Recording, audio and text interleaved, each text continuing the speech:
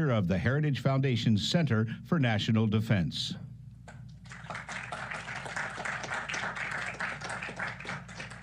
Well, good morning, everyone. Thanks for those in the auditorium joining us in person, and especially those joining us online. We are so happy you have decided to spend a little bit of your morning with us. Today we have two esteemed guests that I'm going to introduce in a moment. We're going to talk about competition with China and how a new naval concept called, a novel concept called Naval Statecraft can turn the tide and seize the initiative. And when Brent Sadler first started talking about naval statecraft, I'll confess to some skepticism. I thought about, paneled conference rooms over in Foggy Bottom where we would rub our chins and talk about the problems of the world. But in fact, naval statecraft, as Brent Sadler defines it, is the synthesis of strategic objectives with national interests to form a course of action. And this is key because for far too long, American statecraft has not delivered. Notable failures include not deterring China from building man-made islands in the South China Sea from which it now bullies its neighbors and flaunts maritime laws. And Russia was indeed not deterred from invading Ukraine. These failures are in fact inviting even more military adventures by our adversaries that will stress our overtaxed military. And this overtaxed military, as we assess it in Heritage Foundation's Index of U.S. Military Strength last year, assessed the military as weak, unable to meet the warfighting requirements of the United States. And this situation makes it even more imperative that a new path be taken with regards to our security and our interests abroad. Our guest today brings substantial experience and insights to this challenge. Ambassador Kenneth Braithwaite served as the 77th Secretary of the Navy from May 2020 to January of 2021, and before that, the ambassador to Norway from February 2018 to May 2020. In these roles, his experience in naval operations clearly prepared him for taking the helm of the Navy. As a former, maybe you're always a naval aviator, he has operational experience conducting maritime patrols in the Pacific. And later, as a public affairs specialist, he deployed to the Indian Ocean, the Mediterranean Sea, and led strategic communications while forward deployed in 2002 and supported combat operations in Iraq, and to Pakistan as Director of Strategic Communications at a sensitive time in our nation's war on terror. He retired from the Navy as a Rear Admiral in 2011, going on to a successful business career until he later returned to government service. And our second guest, Captain Brent Sadler, retired, served 26 years as a nuclear submariner and a foreign affairs officer, retiring from the Navy in August of 2020. During his naval career, he deployed numerous times to the Pacific. He was based several times in Japan and served as a military diplomat in Southeast Asia. He's also a veteran of the interagency process, assigned to several senior naval flag officer personal staffs, and advised senior defense officials. And I should note he is now our senior fellow for naval warfare here at the Heritage Foundation, and most significantly for today, the author of this book, which we're going to talk about today, U.S. Naval Power in the 21st Century. Before I turn things over to our first speaker, the ambassador, for his prepared comments, I want to remind our audience, both in the room here and online, that you have the opportunity to submit questions, and I encourage you to do so. If you're online, there's a tab on your application which will allow you to send a question right to this auditorium. We will endeavor to get those questions to our guests when we get to that portion of the program. And then if you're in the auditorium here, you have the opportunity, you'll just raise a hand and someone with a microphone will come over to you. So at this moment, I'd like to invite our guests to take the stage, and the ambassador, I'd like to turn this over to you for your prepared remarks.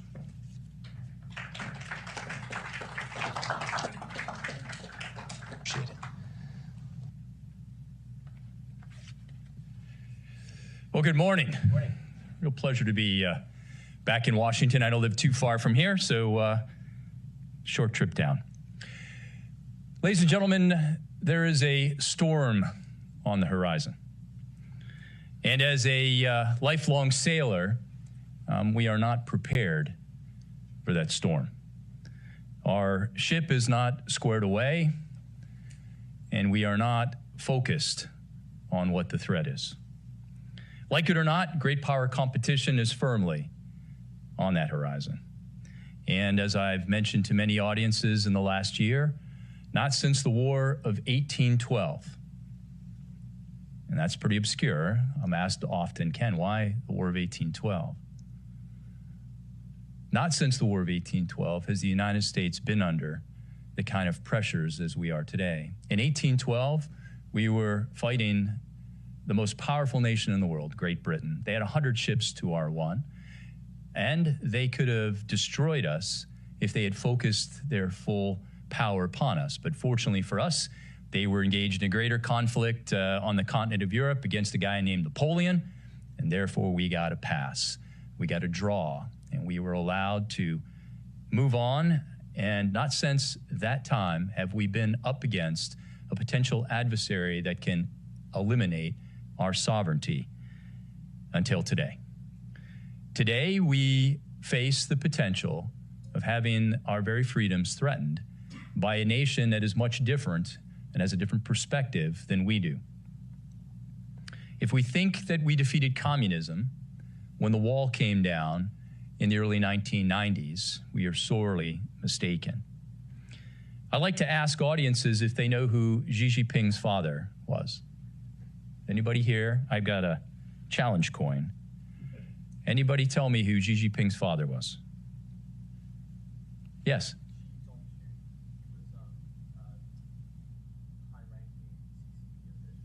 You're the second person to ever get that right. Asia studies expert as a China expert. Well, there you go. All right. So we got a plant here. But seriously, the only other time that somebody got that question right was when I was speaking in Italy. Yes, Xi Jinping's father, Xing Shao, was one of Mao's right-hand lieutenants.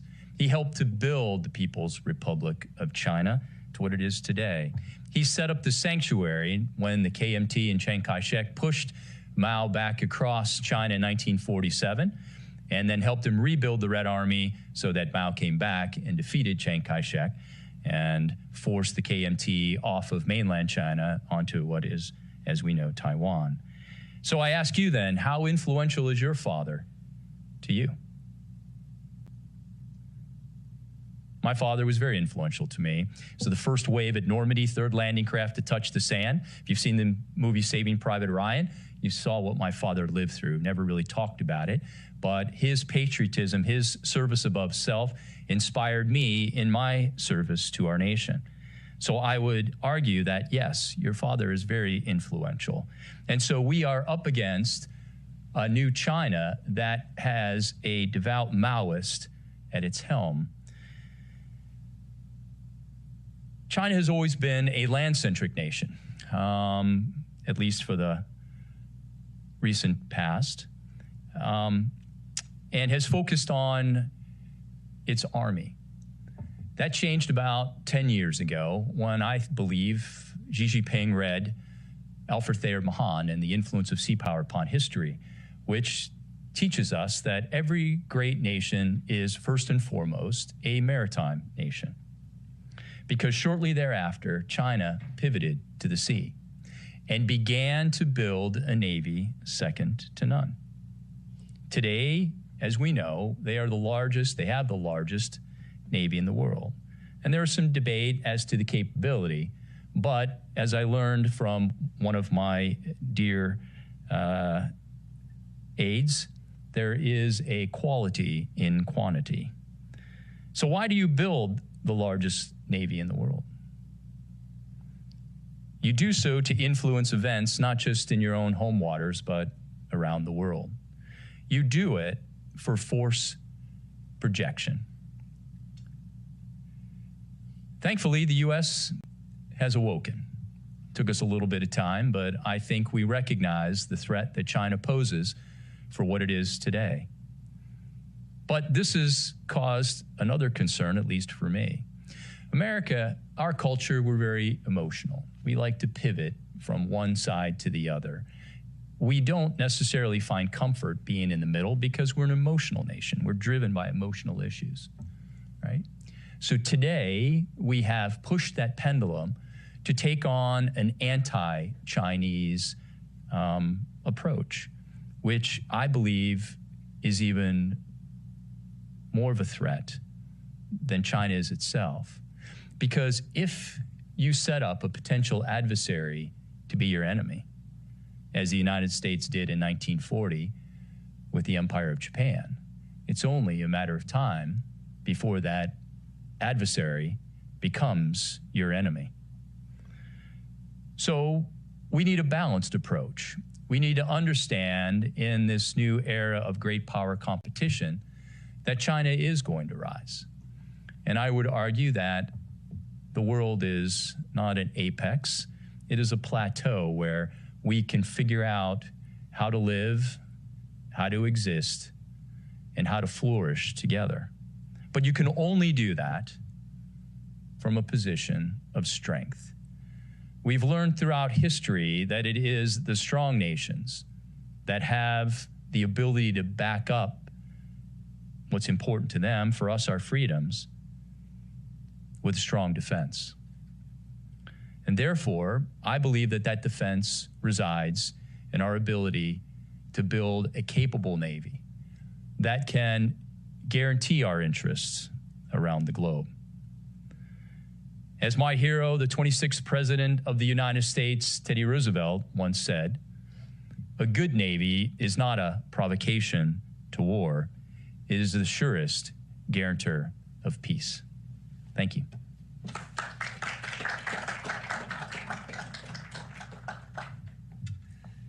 Thank you, Ambassador. Now we'll hear from Captain Sadler. Brent?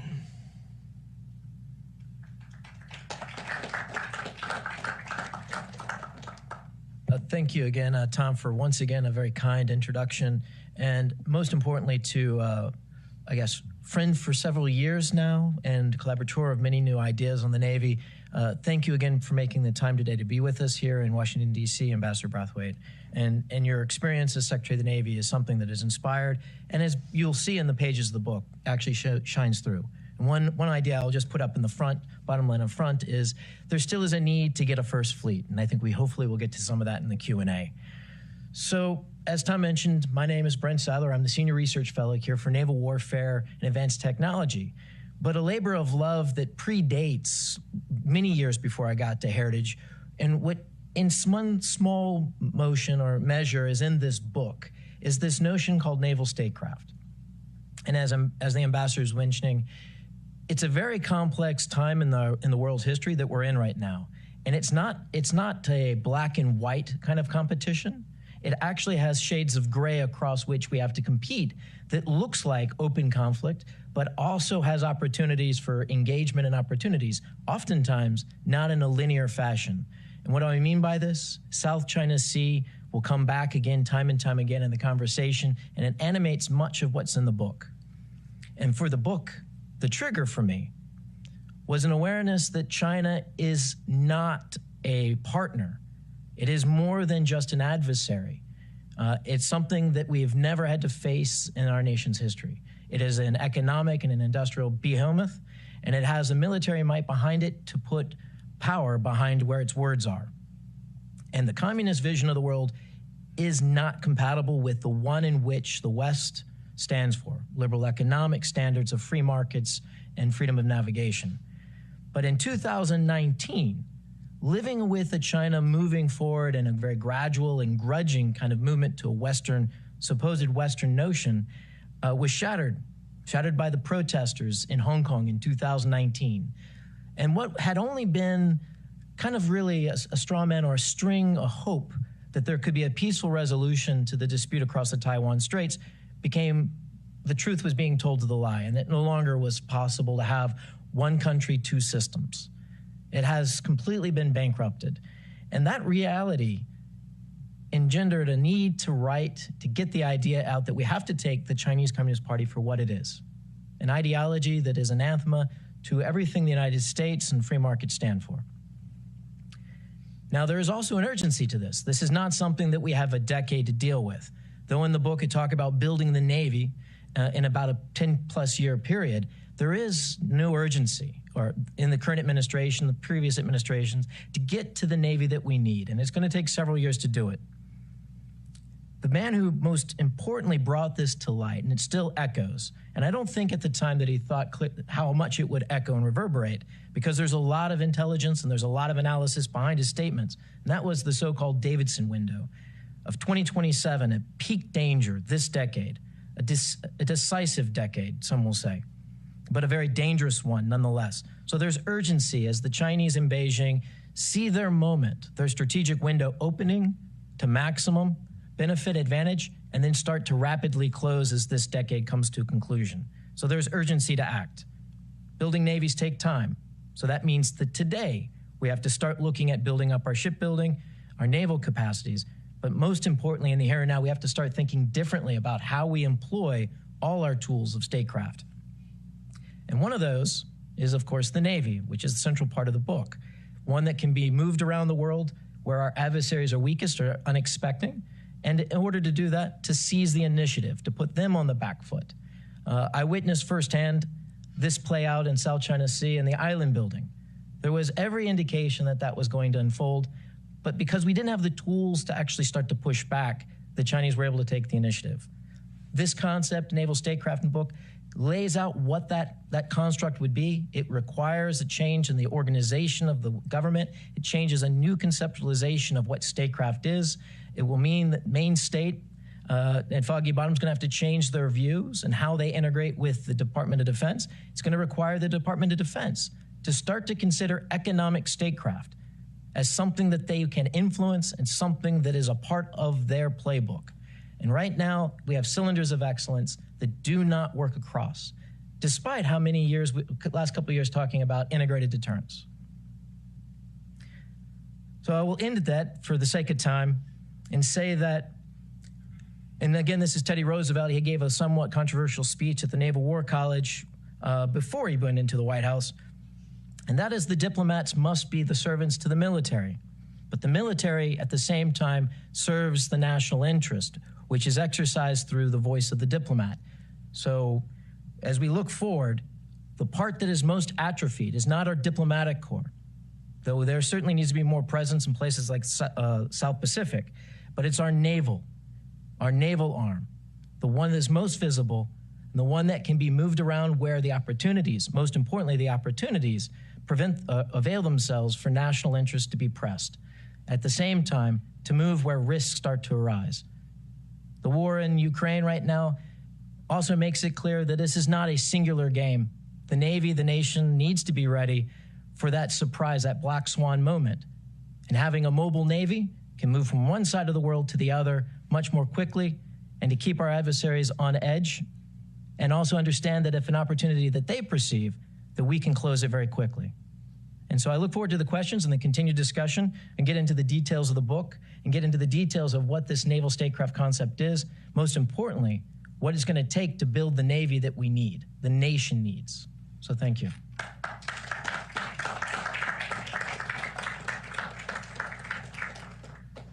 You know, Brent said we're going to get into the details of the book, but frankly, in the 40 or whatever minutes we have left, it would not be possible. And so you'll find chapters in this book, and he didn't ask me to do this, but there's books on naval leadership. There's graphs and tables about how to build the fleet that America needs. There's details about a future Navy. You know, where does unmanned surface and underwater vehicles come in? And so even though we'll talk about this, and even though you may be listening to this event, that does not give you credit for reading this book, because without reading this book, you won't get to some of those great insights. So thanks, Brent. Thank you for that. So, Ambassador, my first question is going to be for you, sir, and that is, you've sat in that chair in the E-ring in the Pentagon, and not very often. Yeah, but yes, well, maybe you just touched it a few times. But you know, I'm curious. You've been the Secretary of the Navy. How can the Secretary of the Navy galvanize or lead a global maritime campaign? I mean, it's an important position, but you are a senior official within the Department of Defense, which is a department within the federal government. How can that secretary lead a global campaign to challenge China's rewriting of the maritime rules based on order, a rules-based order that is founded firstly by freedom of navigation and secondarily equal treatment of all nations' maritime rights? It's a great question. Well, first and foremost, it's the Secretary's responsibility to lead that effort, right? To be that conduit between the professional naval officers the Flag Wardroom in particular, that you're working with the Chief of Naval Operations and his staff. And then to be the subject matter expert, if you will, back to the administration itself. You're in that link that is beyond important for that understanding.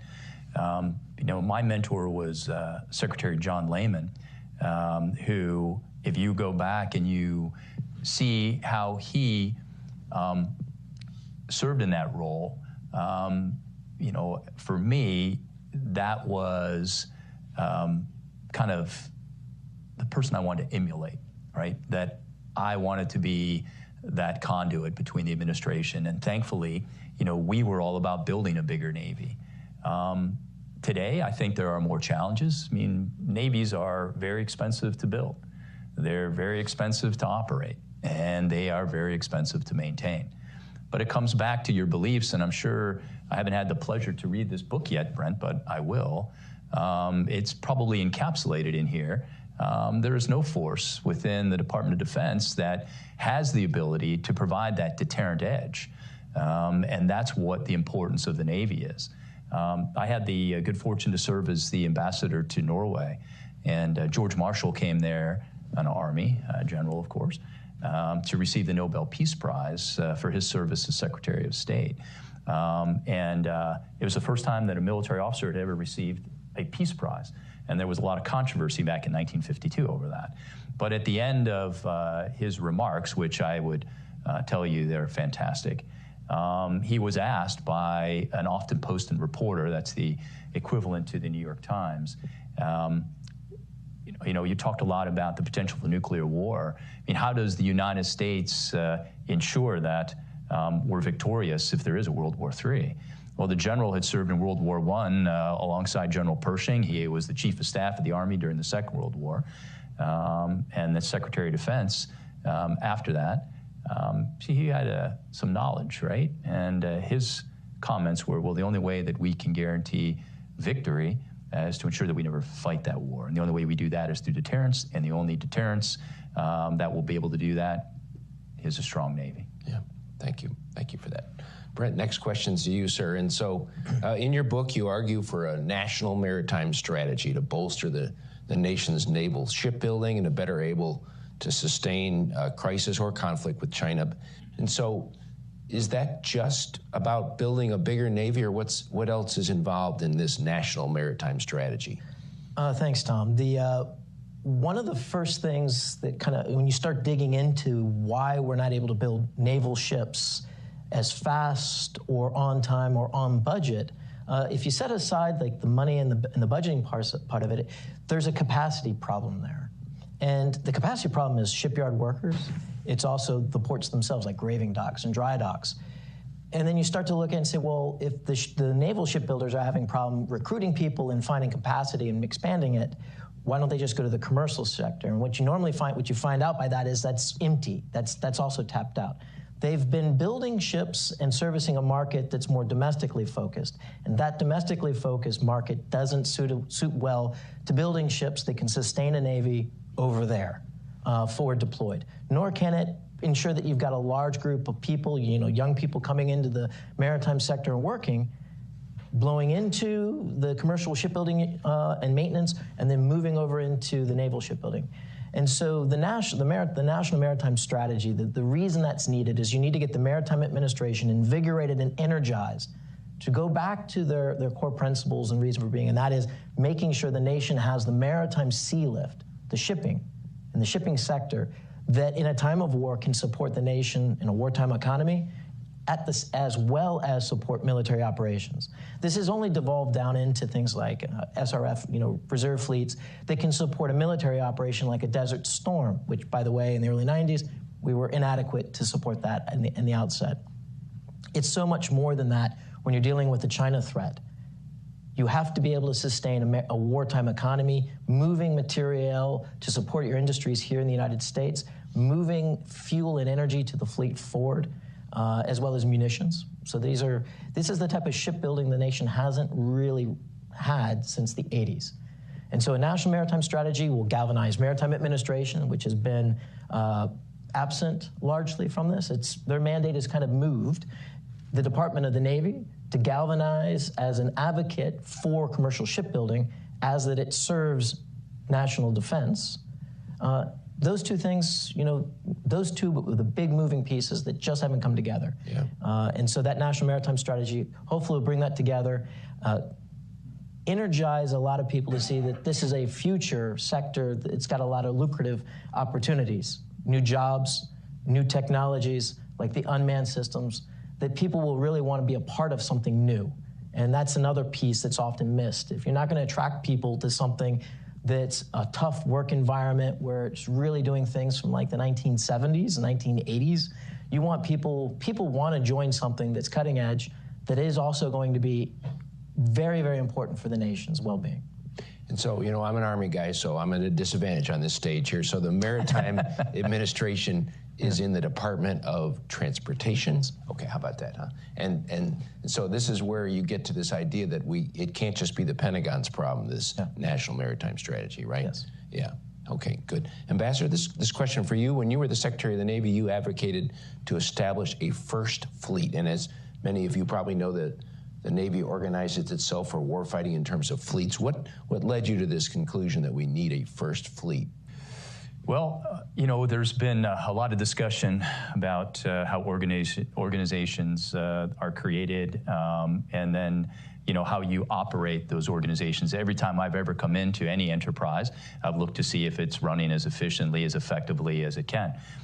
When we created our current concept of a Fleet Forces Command, it was to take the responsibility of the Chief of Naval Operations and move it one echelon down, so that the Fleet Forces Commander would have the responsibility to operate all of our operational forces around the globe, including the responsibility for having command and control of the Pacific Fleet.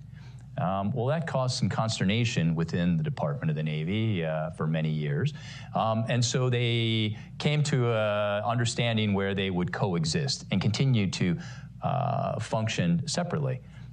And one of the concepts that I explored was moving away from having a Pacific Fleet altogether, although my wife told me that would be sheer folly for the Secretary of the Navy to advocate doing away with the Pacific Fleet based upon its history and being such a historian. But I thought if we were going to empower the Fleet Forces Command to have command and control of all of our operational fleets, then we could do that within the use of numbered fleets, which then led me to think about how we have a greater presence in the Pacific AOR. Today, the 7th Fleet has a responsibility to operate from the Arctic Circle in the Pacific all the way around to the Arabian Gulf. That's quite a expansive body of water, which I'm sure even an Army general could recognize that that would be hard to maintain command and control of that. So therein lied my thoughts around creating a new numbered fleet that would work in tandem with the 7th Fleet, but have responsibility for the South China Sea and then moving into the Indian Ocean, which has become much more important to us in the last decade, as again, a rising India has become, a closer ally. I thought it would be a good thought to, put our flag in a place where there are a lot of rising tensions, and we need to be able to maintain that forward presence.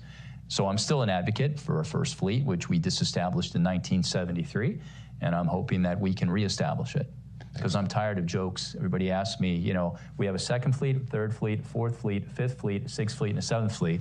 What happened to the 1st Fleet? Did it sink? Yeah, exactly. You Army guys like to tease me about that one. Well, I mean, we have the same problem in the Army. We don't have like a 6th division anymore, and so we kind of skip around based on history of things. So, Brent, I'm going to jump to a question that intrigues me, and that is we talked about the Chinese Navy has the biggest Navy in the world, I guess 400 ships or around that neighborhood. And so does the United States need to match the Chinese ship for ship? Do we need a 400 ship Navy, or what's the right size and type Navy for the United States?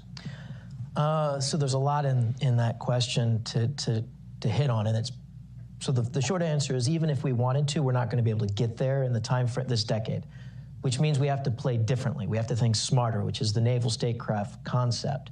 and playing more aggressively in the economic statecraft, enabled by the Navy. So got to change the way you operate. You have to change where you operate. And to kind of piggyback on the ambassador's comments about First Fleet, when you have a fleet and you have a 3-star admiral and a small staff, not necessarily a fleet as large as 7 fleets, 50 or 70 ships to include the deployed ones, but even just having a flagship moving around, and you start to engage and you draw attention. You give the diplomats and U.S. embassies in the region, something, another tool that they can use, and it has a synergetic effect. It multiplies the influence the U.S. has. So you have to change the way you operate. You need at the same time to build a larger Navy. Now to get down to the brass tacks of this, do you need to match whole numbers to whole number? More importantly, firepower to firepower. It's a little bit more nuanced. It's like, what does the Navy need to do in the Western Pacific? The most challenging, the most dangerous, though the odds may be going up, but they're still fairly low today, is a war over Taiwan.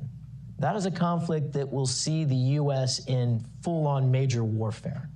Not necessarily nuclear, certainly the threat of nuclear in there. So the Navy needs to be postured, and it needs to be armed in a way to deny the Chinese any political success in such an invasion of Taiwan. So submarines have an outsized advantage right now. I'd say that. I was up at the Naval War College recently. There's reasons to doubt that the United States will always have that advantage, and we can assume that. So you also have aircraft carriers, mobile airfields. Now, the Chinese will have a dog of a time trying to target an airfield that moves around. Easy to get Anderson, easy to get Kadena and Okinawa with the ballistic missiles. Much more hard to get an aircraft carrier, so there's an inherent advantage. And the U.S. is playing an over-there game. And so aircraft carriers, that's another one. But we have to change the way we operate and the way we design aircraft carriers. And in the book, we talk at length about the air wing of the future, with more unmanned aircraft, also partnering more with shore, longer-range shore aircraft, and then also with Army and the Marine Corps. So the Navy has to also be considered and integrated into this joint construct, because even if we had wanted to, we're not going to be able to match ship for the Chinese, but we need a larger fleet to have a healthy fleet, most importantly. The operational tempo, what we're putting our sailors through, is excessive. 10-month deployments really needs to become a legacy once again, and we need to get back to 6-month deployments for all ships. To get to that, you have to have more ships. Yeah. And you need, most importantly, to give the commanding officers discretionary time. This is something the Chinese Navy doesn't necessarily get because they put their senior minders whenever they go out and do operations. You need to allow the commanding officers to basically train their crews and have CO's discretionary time. And again, the only way you're going to do that, get that white space, that open time on their operational calendars, is you need more ships. And so in the book, there's a mathematical equation for it. I won't bore you with it. I'm a nuke by training, so I love formulas. The proposal in the book is upwards of 570 ships. But this decade, in order to normalize the fleet, you're going to need to get well above 355 as soon as possible. Okay. I drew from that the importance of the Army. Yes. The Army is very important. Exactly. Thank you. So, Ambassador, this question for you. When you were the Secretary of the Navy, you released a 30-year shipbuilding plan. I think that's an annual requirement.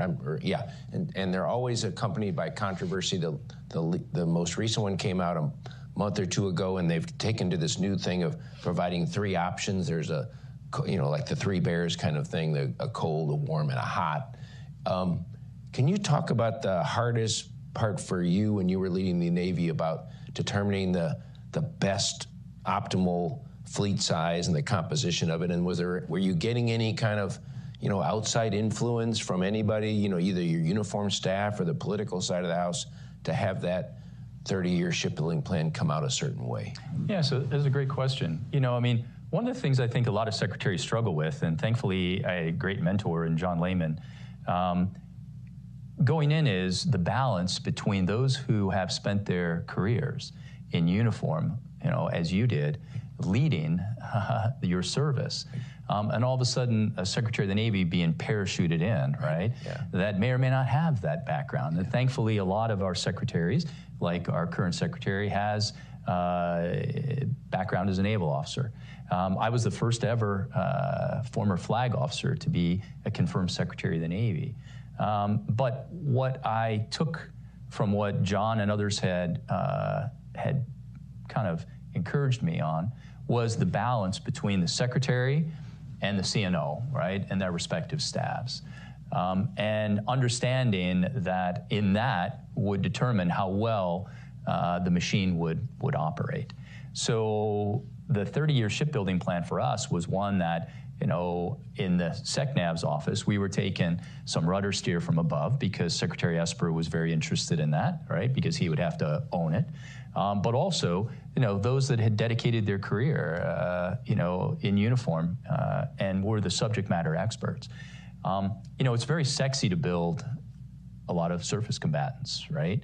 Or even submarines. You know, I mean, those are some of the things that you, and as Brent has outlined in the book, you know, that's where the power projection comes from. But you can't power project unless you have all those auxiliary craft, right?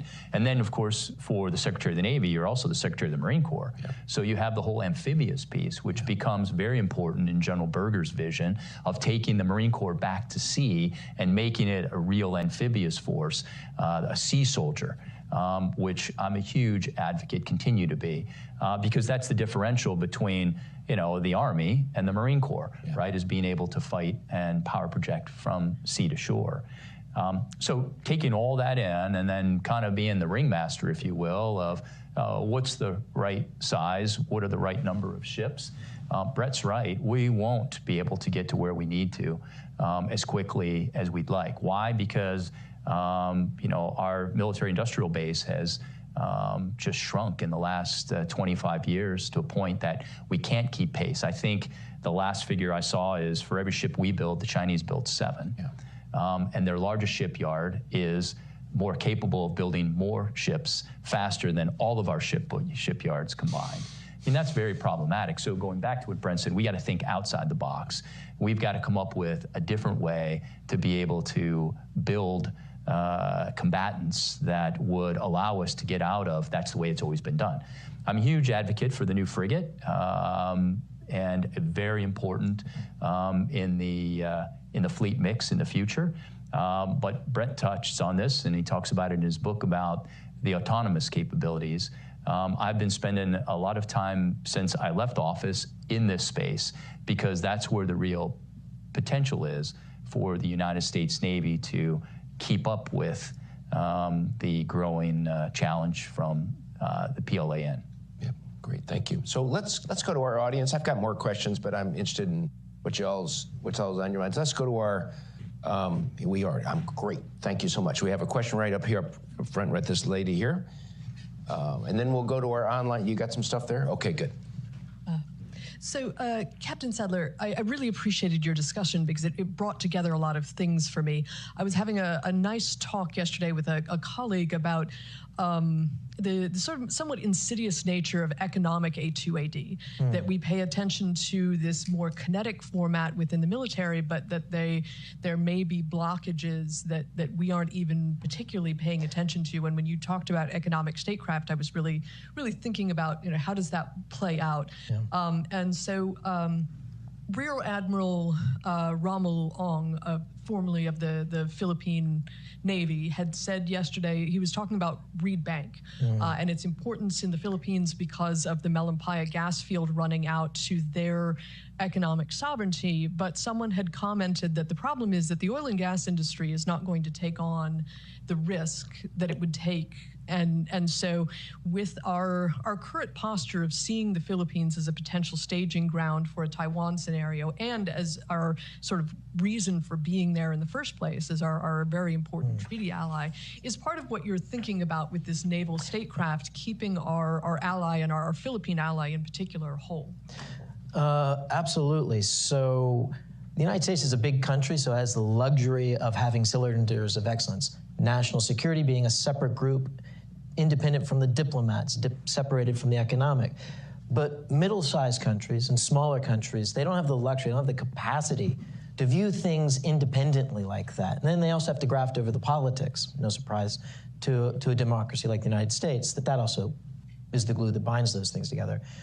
So in the Philippines case, they have to think of the security, because national sovereignty, there's a nationalism aspect in the Philippines on these islands and these atolls in the South China Sea, but they also have to be thinking about their economic security as well.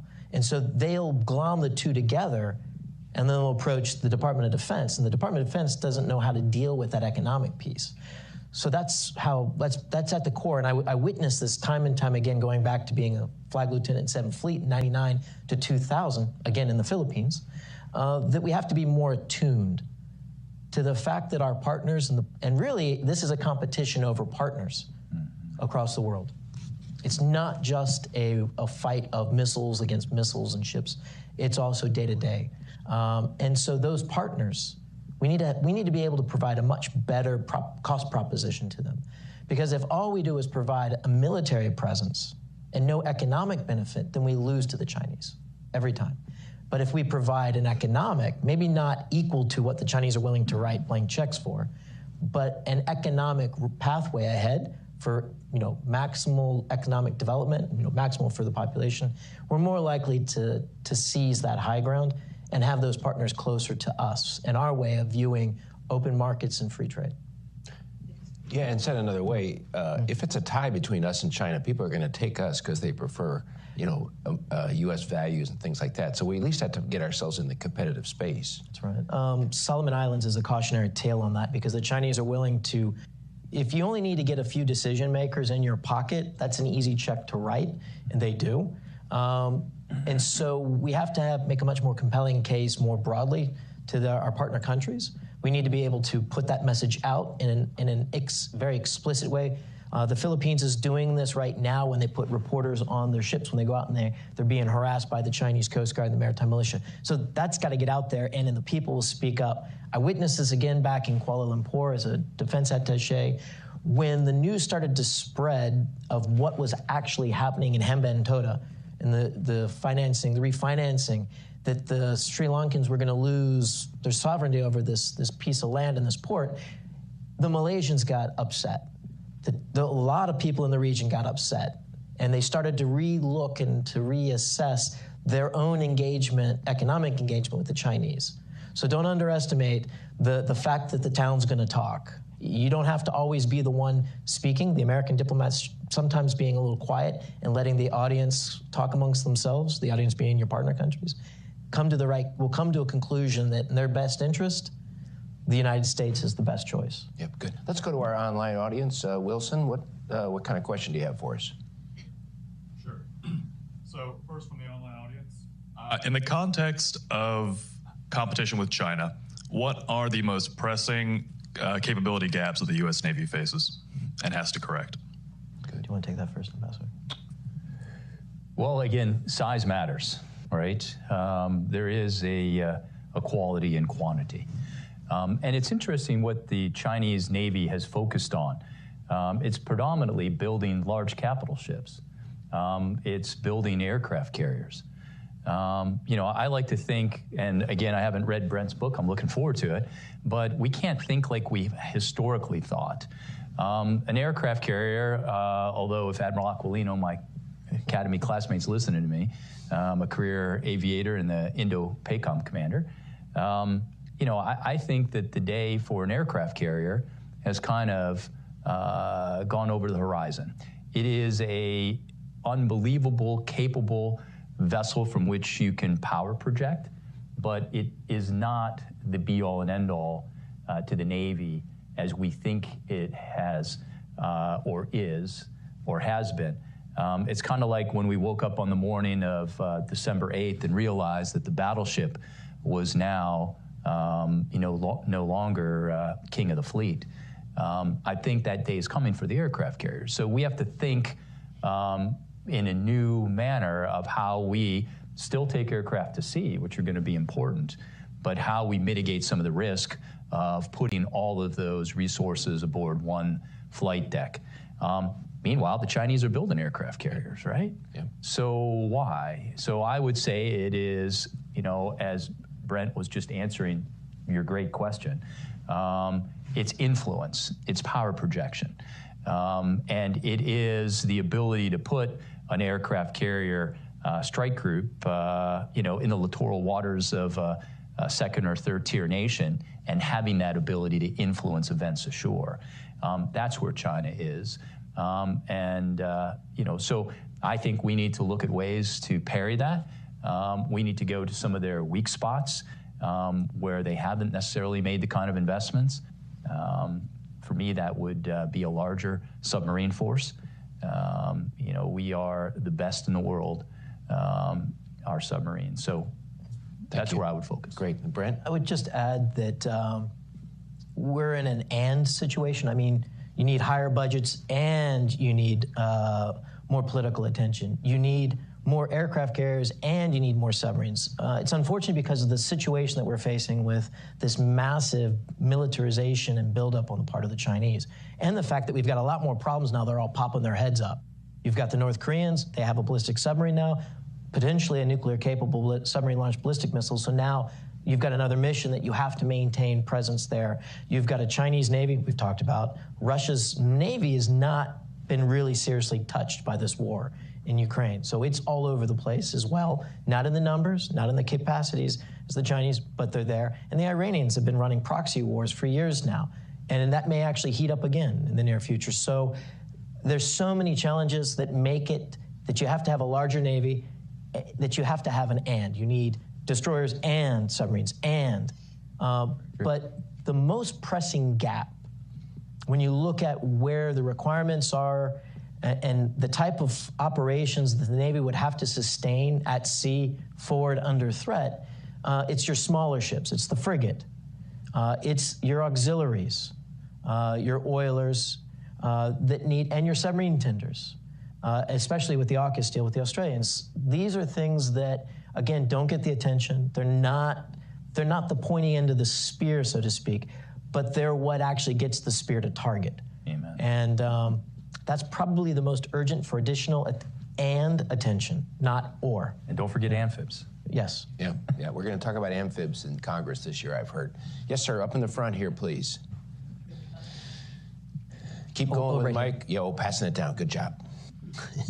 You talked about us being joint, that it takes diplomacy, and you talked about Navy intelligence. Do you see the Navy, the DoD, in concert with the State Department, trying to and fully recognizing both the threat, but also the need for outreach and not being so much adversary, but being grouped? Do you see military and the State Department in this administration currently working towards the things we're talking about, or is there some disjoint between the two?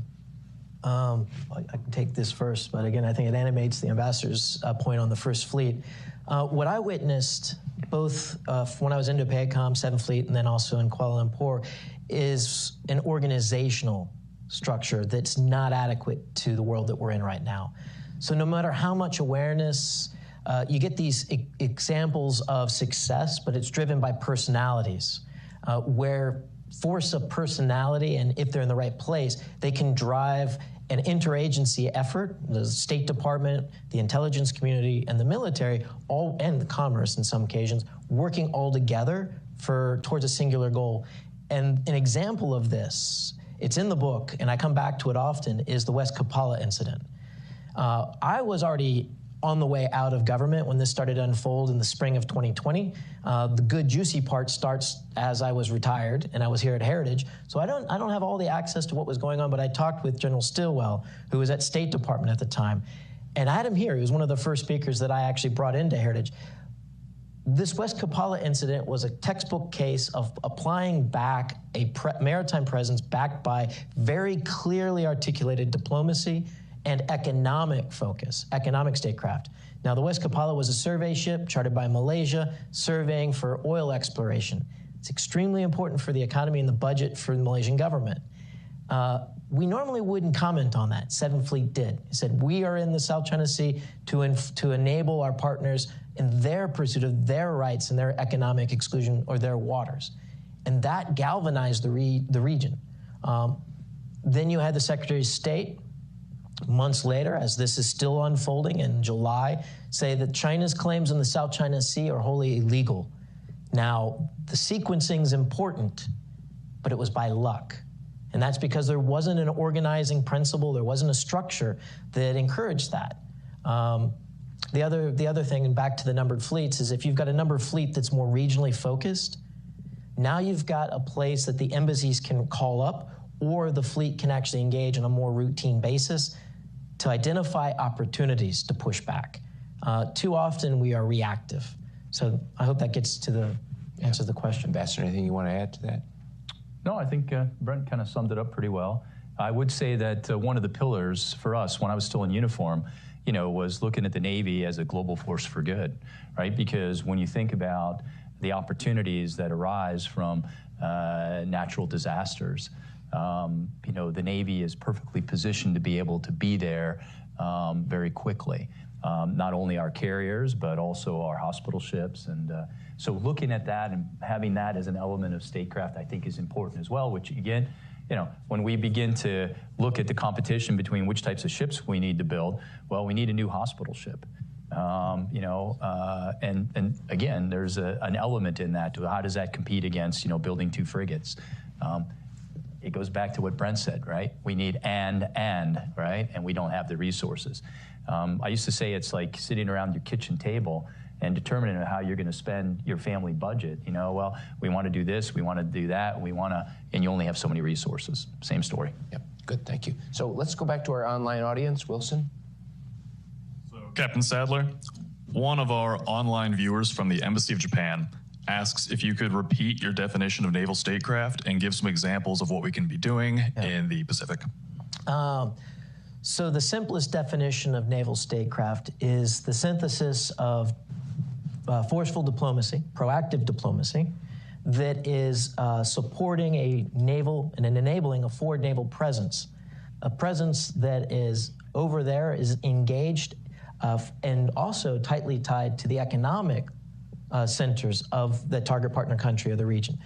So that's in the nutshell the definition. Examples of this, friends from the Philippines will recall the Subic Bay negotiations when Hanjin, which was managing the port, it's a strategic port in the South China Sea, opening on the South China Sea, to try to enable a deal that would allow Hanjin to be bought out and to prevent a Chinese takeover of that port. Now, there's a lot of naval presence that goes through there, so there was a need to maintain that maintenance. That's a case study.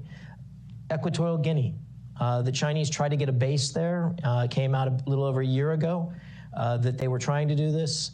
But when you look at what the economics of Equatorial Guinea, it's maritime security. All of their oil resources are from the seafloor. And so piracy, doing counter-piracy, and also exposing the Chinese activities of illegal fishing, and also their kind of nefarious ways of trying to buy off influence. Again, making decisions that are not in the interest of the country. So that's another case, Equatorial Guinea, that played out. And then I'd say a place where it didn't play out well, Solomon Islands. It's no surprise that we didn't have an embassy there. We hadn't really gone there very often in port visits. It's not a place our sailors want to go, so therefore we didn't go there. We needed to go there. The South and Central Pacific is the soft underbelly of America's Pacific strategies and Pacific military posture. And so we're having to rediscover this. So clearly a maritime important place along sea lanes that would be critical for a war if it were to happen. Also didn't have the diplomatic footprint, didn't have the naval presence. And more importantly, we didn't really have a plan for how we're going to engage them economically. And so that's also an example of a failure. Great question. So I think we are down to our last question, and we'll try and get you both in. Let's go to the gentleman up in the front there. There you go. Thanks so much. Charles Sills, Defense Leadership Forum. Speaking of the military-industrial base, which we need to fund to build more ships of all kinds, the funding goes back to Congress.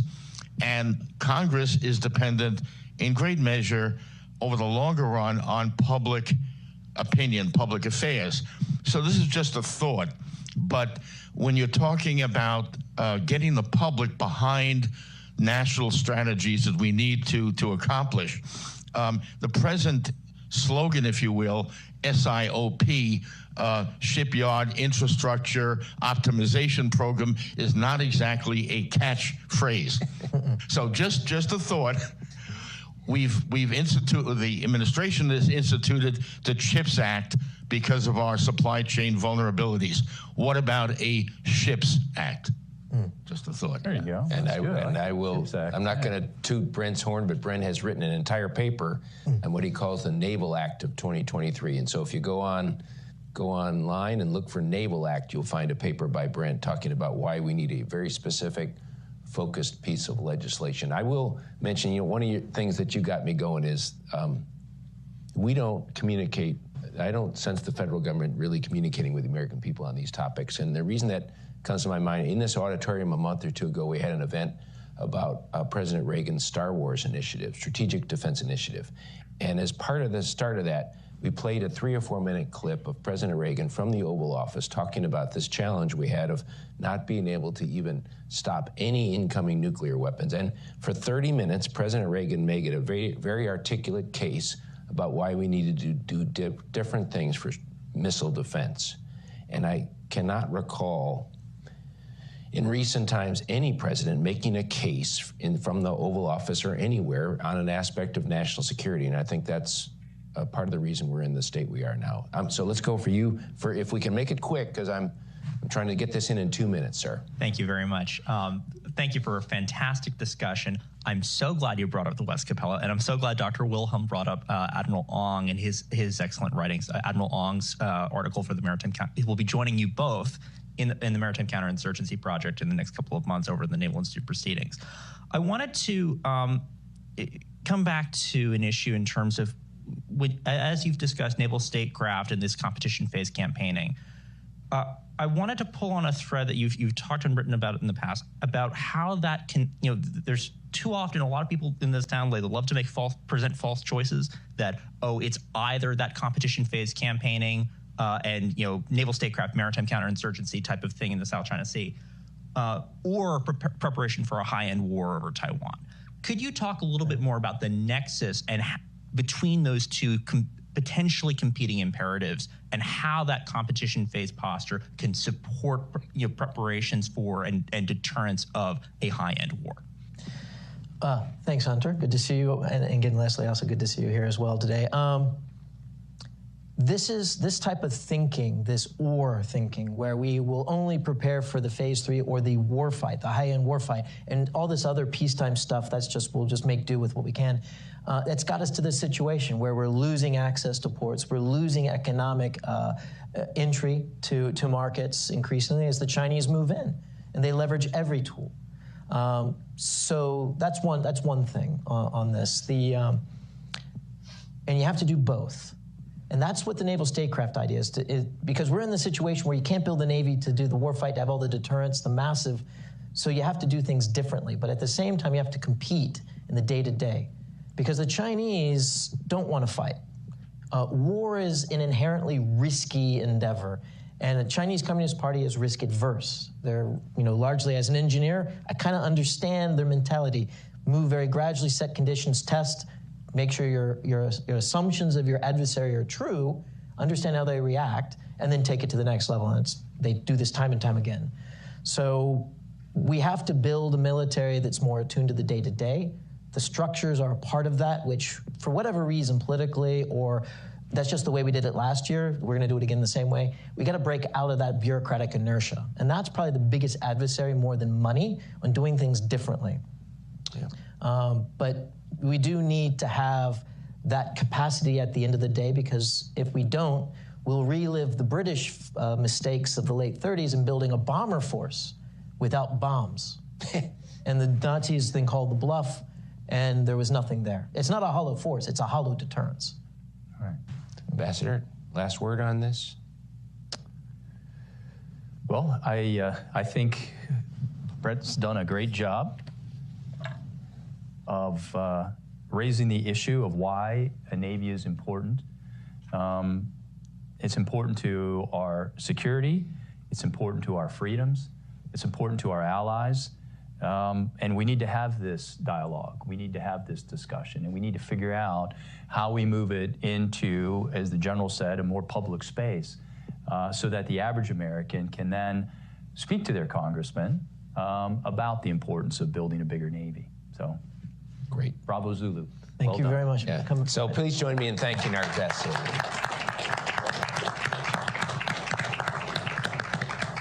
Thanks so much for joining us here today. We will post the video of this event in probably a day or two, and so it'll be there for your friends or anybody that might have missed it. But meanwhile, thanks for being here, and enjoy the rest of your day.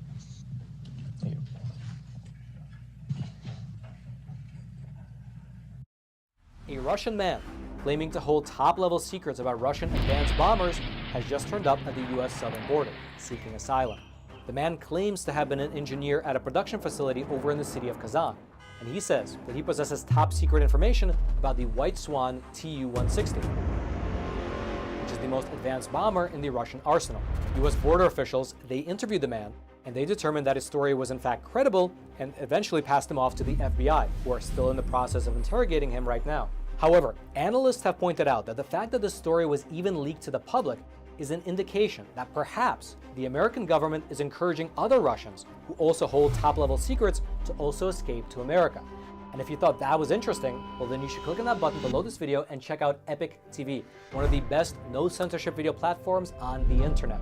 On there you will find awesome programs like American Thought Leaders. We've now been, for 2 years, trying to obtain the unredacted emails. We're down to the last 50 pages. So that's where all the incriminating evidence is. Crossroads. One of the big things happening right now is what's taking place with Russia and China. Counterpunch. You will see information you've never seen anywhere else. Facts Matter. I'm your host, Roman from the Epic Times. Stay informed, and most importantly, stay free. As well as a plethora of great documentaries, wholesome movies that you can enjoy with your whole family. If I reach 1 heart, I accomplish something. Cooking programs, and my absolute favorite, programs about traditional art and traditional music, which can honestly uplift your mood and fill you with hope for the future.